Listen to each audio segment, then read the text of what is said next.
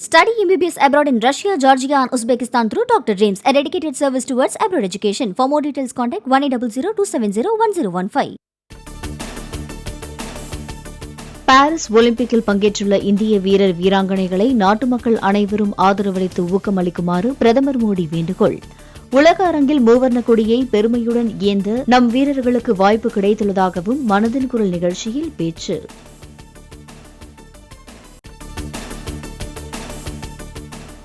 போதை மறுவாழ்வுக்காக மானஸ் என்ற உதவி மையத்தை மத்திய அரசு தொடங்கியுள்ளதாக பிரதமர் மோடி தகவல்.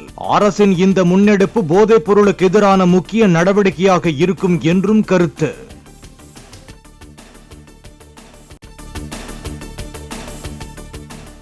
பாரிஸ் ஒலிம்பிக் துப்பாக்கிச் சுடுதல் போட்டியில் வெண்கலப் பதக்கம் வென்றார் இந்திய வீராங்கனை மனு பாக்கர். 10 மீட்டர் ஏர் பிஸ்டல் பிரிவில் பதக்கம் வென்று அபாரம்.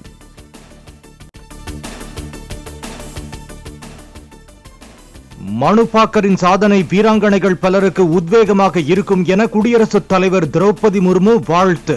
ஒலிம்பிக் வரலாற்றில் மகளிர் துப்பாக்கிச் சுடுதல் போட்டியில் முதல் பதக்கத்தை வென்று மகத்தான சாதனை படைத்திருப்பதாக பிரதமர் மோடி வாழ்த்து.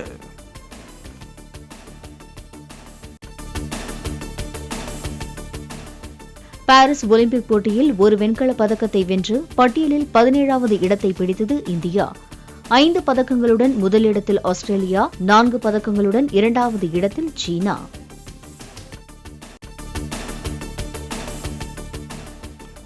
முதலமைச்சரின் உத்தரவின்படி காவிரி டெல்டா பாசனத்திற்காக மேட்டூர் அணையிலிருந்து தண்ணீர் திறப்பு.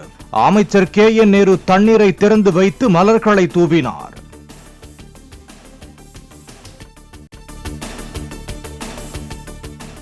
காவிரி நீரை ஏரிகள், குளங்களில் சேமிக்க நடவடிக்கை எடுக்க டெல்டா மாவட்ட ஆட்சியர்களுக்கு முதலமைச்சர் அறிவுறுத்தல்.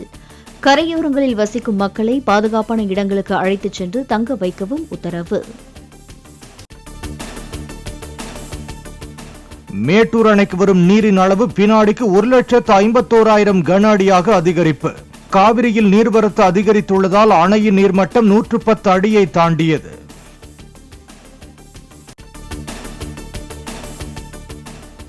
கடலூரைச் சேர்ந்த அதிமுக வார்டு செயலாளர் மர்ம நபர்களால் புதுச்சேரி பகுதியில் வெட்டி கொலை. பைக்கில் சென்றவரை கார் மூலம் மோதி கீழே தள்ளிய கும்பல் சரமாரியாக வெட்டிவிட்டு தப்பிச் சென்றதாக தகவல். கடலூர் அதிமுக நிர்வாகி பத்மநாதன் வெட்டி படுகொலை செய்யப்பட்டதற்கு எடப்பாடி பழனிசாமி கண்டனம். அரசியல் கட்சியினர் தொடர்ந்து கொலை செய்யப்படும் நிலையில் அதை தடுக்காமல் திமுக அரசு கண் துடைப்பு நாடகமாடுவதாக விமர்சனம்.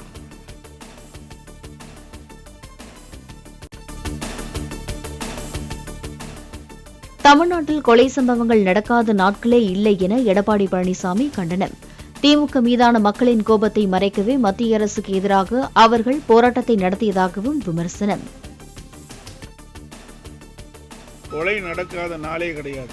ஜனவரி 1 முதல் 200 நாட்களில் 595 கொலைகள் நடந்துள்ளது. இன்றைக்கு தமிழகம் கொலை மாநிலமாக மாறியுள்ளது, வேதனை அளிக்கின்றது.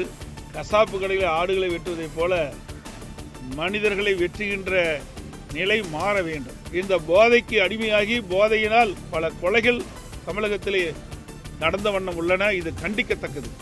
இன்றைக்கு பொதுமக்களுக்கும் பாதுகாப்பு இல்லை, அரசியல்வாதிகளுக்கும் பாதுகாப்பு இல்லை, பெண்களுக்கும் பாதுகாப்பு இல்லாத ஒரு சூழலை தமிழகத்திலே நிலவுகிறது.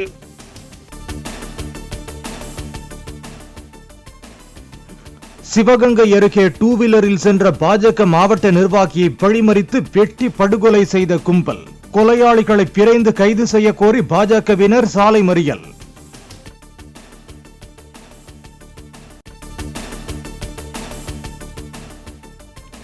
கொலைகளின் தலைநகரமாக மாறியுள்ள தமிழகத்தில் அரசு, காவல்துறை குறித்து சமூக விரோதிகளுக்கு எந்த பயமும் இல்லை என அண்ணாமலை கருத்து. காவல்துறையை கையில் வைத்திருக்கும் முதலமைச்சர் நாளொரு அரசியல் நாடகம் நடத்திக் கொண்டிருப்பதாக விமர்சனம்.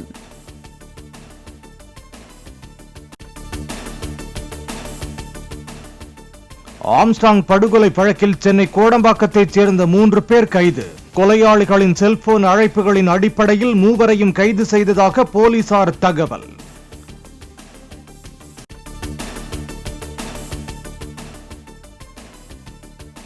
புதிய திரைப்படங்களை இணையதளத்தில் சட்டவிரோதமாக வெளியிடும் தமிழ் ராக்கர்ஸ் பைரசி தளத்தை சேர்ந்த ஒருவர் திருவனந்தபுரத்தில் கைது. திரையரங்கு ஒன்றில் தனுஷின் ராயன் படத்தை செல்போனில் ரெக்கார்ட் செய்து கொண்டிருந்த மதுரையை சேர்ந்தவரை கைது செய்த போலீசார்.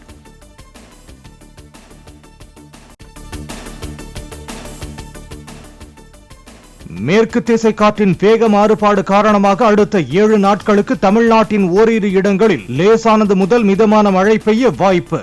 சென்னை மற்றும் புறநகரின் ஒரு சில பகுதிகளில் லேசான மழை பெய்யக்கூடும் என்றும் வானிலை ஆய்வு மையம் தகவல்.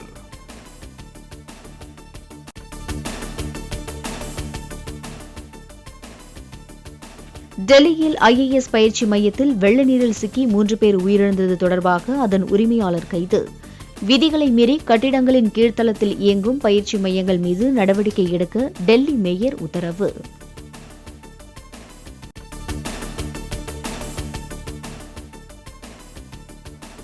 கர்நாடகாவில் துங்கபத்ரா ஆற்றில் ஏற்பட்ட வெள்ளப்பெருக்கால் ஹம்பியில் உள்ள கோதண்டராமர் கோயில் உட்பட வரலாற்று சின்னங்கள் நீரில் மூழ்கின. துங்கபத்ரா அணையில் இருந்து வினாடிக்கு 1.5 லட்சம் கன அடி தண்ணீர் திறக்கப்பட்டுள்ளதால் கரையோர மக்களுக்கு எச்சரிக்கை.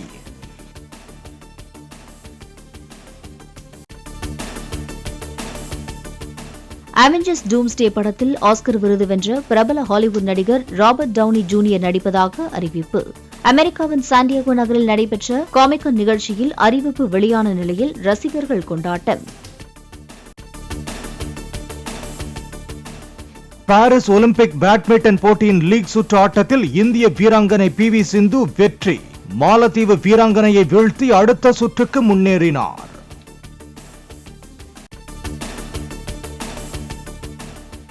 ஒலிம்பிக் துடுப்பு படகு போட்டியின் காலிறுதி சுற்றுக்கு முன்னேறினார் இந்திய வீரர் பல்ராஜ் பன்வார். தகுதிச் சுற்று ஆட்டத்தில் 2ஆம் இடம் பிடித்து அடுத்த சுற்றுக்கு தகுதி பெற்றார்.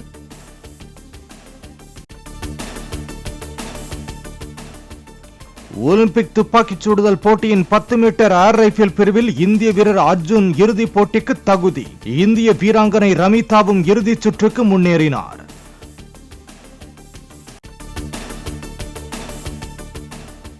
ஒலிம்பிக்கில் டேபிள் டென்னிஸ் போட்டியின் ஒற்றையர் பிரிவில் இந்திய வீராங்கனை ஸ்ரீஜா அகுலா முதல் சுற்றில் வெற்றி. ஆடவர் பிரிவில் இந்திய வீரர் சரத் கமல் ஸ்லோவேனியா வீரரிடம் வெற்றி வாய்ப்பை இழந்தார். Study MBBS abroad in Russia, Georgia and Uzbekistan through Dr. Dreams, a dedicated service towards abroad education. For more details, contact 1800 270 1015.